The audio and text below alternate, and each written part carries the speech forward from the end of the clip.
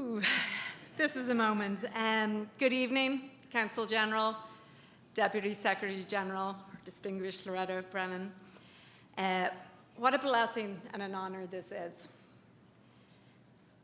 Patricia obviously gave me a lovely intro. I will try and make it more interesting than liquid alternatives, but thank you. But thank you to Patricia, to Mary, and all at the Irish America team. I am most grateful. Throughout my career, I have always cared about what I do and always worked hard, tried to go to the extra mile, and tonight feels like the most beautiful recognition of that effort. It's a true honor to stand up here and represent all of the 100 honorees on the list tonight. Thank you and congrats to all.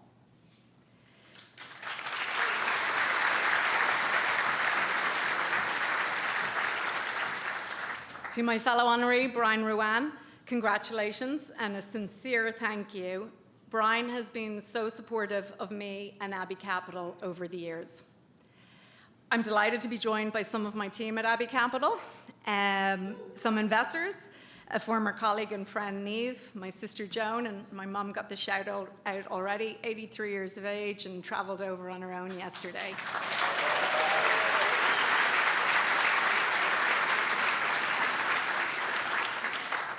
My husband Derek and the three boys were already announced, but they definitely were hopeful that I would give them a shout out, right? So I'm going to do that again. Gavin was 14 last week. I have JJ there, who's 11, and Christian, 9, and I'm really so pleased to have them here tonight. It's very rare.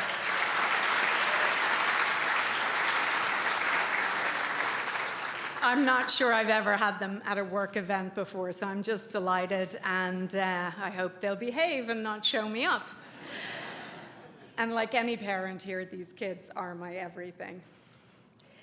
As a working mom, they help me keep focused and efficient at work so I can get home and get to them. They keep me motivated so that we can have a nice time together. And I have very fond little memories over the years of their support. Like the one time JJ was 4 or 5 and I was leaving for yet another business trip. And Christian was probably, holding onto your leg, please don't go, don't go. And he was 2, probably 3 at most. And JJ, he was quite upset. And JJ, as he often does, had the wisest of words for his little brother. He put his arm on him, he was sucking on his soother. And he goes, don't worry, she always comes back. Or to big brother Gavin, who told them in the past, if mom signs you up, you just do it, you go. So thank you, boys. Often when I've listened to any of the speeches at the Irish America magazine events, such as this one or the Wall Street 50, more often than not, it's an Irish American born in the US. So I'd like to tell you tonight about an Irish American born in Dublin. Some of the influence America has had on my childhood back in Ireland that perhaps has led to this honor tonight. I was born to Claire and John MacDonald in Lucan, County Dublin, a long, long time ago. The 5th and final girl, 2 3/4 years before number 6, our brother Barry, the only son, finally showed up. I grew up in suburban Dublin, where my dad was a local business person running his own estate agency, or realtor, as we would say here in the US. He was a great man within our community, involved on the town school board, the church, and the chair of the local Lions club, and known by everybody in our town. Sadly, Dad died 10 years ago, but his influence of hard work, he never really stopped except for horse racing, and relationship building has always been with me. From my experience as a child, there were 3 American influences that really shaped my life that I want to share with you. And the first, my eldest sister Joan is here tonight. It was her experience in the US. So she came a long time ago on a Donnelly visa and would always send home the best gifts and things. So that was certainly piqued my interest in the US. And the second experience was my own J1 in Cape Cod while at UCD. And I really enjoyed my time here, the meritocracy of people who took you at face value for your personality, if it was your friends, or at work because of your effort. And the third is none other but the great American sport of basketball. So Patricia already mentioned that. She did say I coached Christian's basketball team for the past 2 years. So when I was in the equivalent of high school, I started playing basketball. Our coach was American, but that was back in the 90s. So that introduced me to none other than Michael Jordan. I would literally get up in the middle of the night to watch the Chicago Bulls playoffs and all the rivalry against the Detroit Pistons and the Boston Celtics. One basketball fan, good. But what I would say as an influence, Michael Jordan taught me the importance of tenacity and working hard. And I think that work ethic and tenacity has no doubt helped me in my role. I joined Abbey Capital in early 2008 to build their US business and presence in the States. Over my tenure with Abbey, as Patricia mentioned, the firm has grown from 800 million to 7.5 billion today, with the majority of our investors being in the US. We work with some great partners like Bank of America, Merrill Lynch, Morgan Stanley, UBS, Wells Fargo, among others. And when I started with Abbey, I was fascinated by their investment strategies. For 10 years prior to Abbey Capital, I worked in equity trading, as Patricia said, in Dublin, London, and in Connecticut.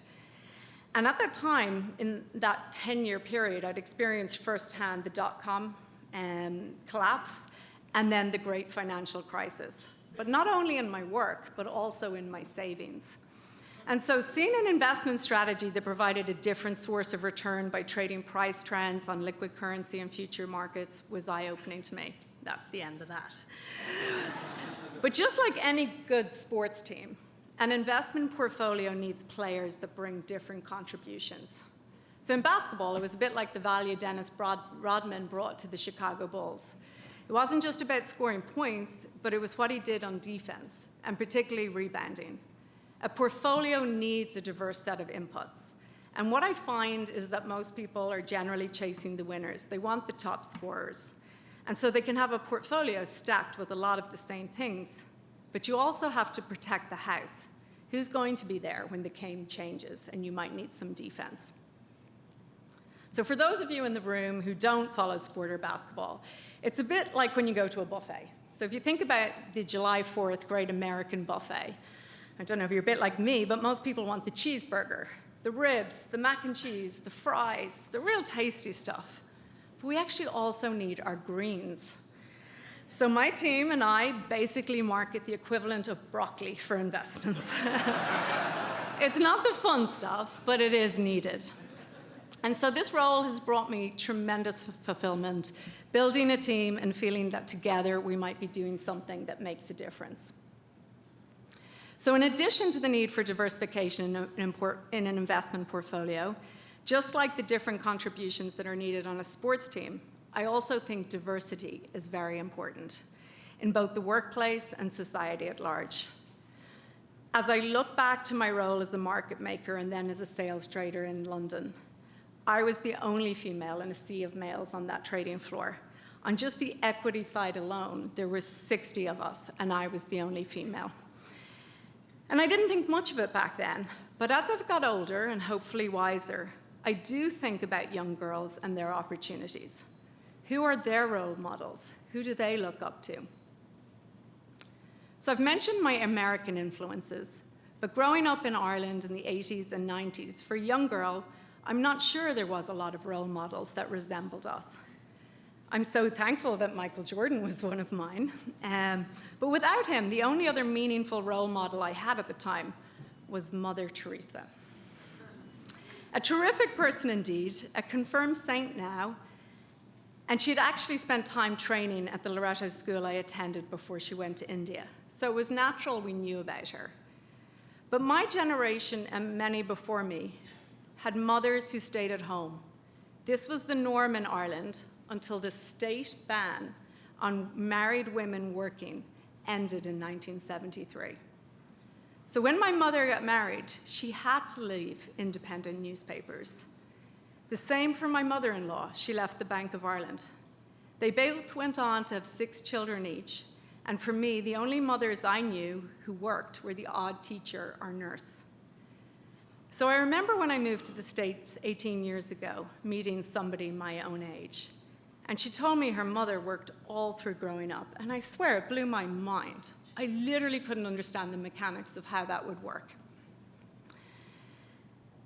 And so I say all this wondering, what could I or my generation have achieved if we could have seen the possibilities for a woman?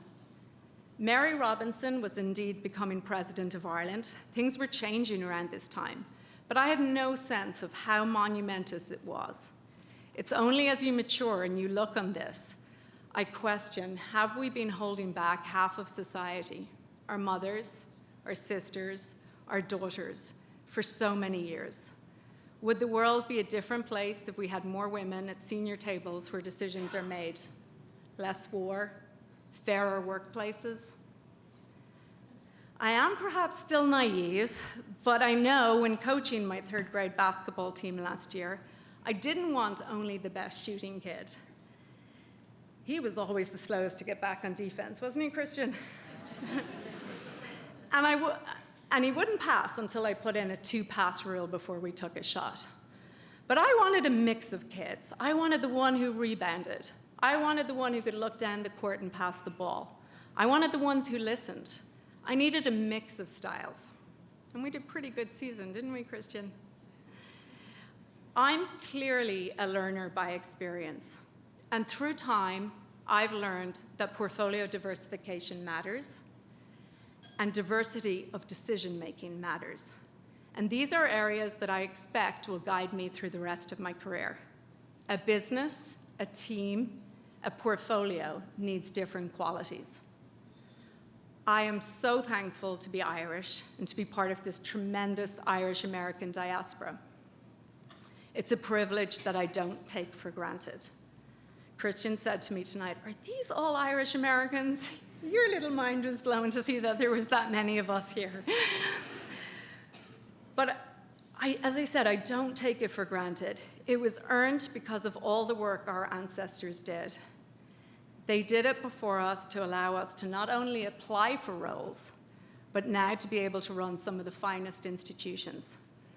And on that note, I'd like to raise a glass to each of us in the room and all of those who came before us.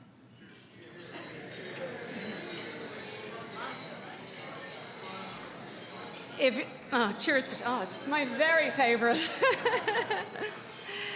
Cheers.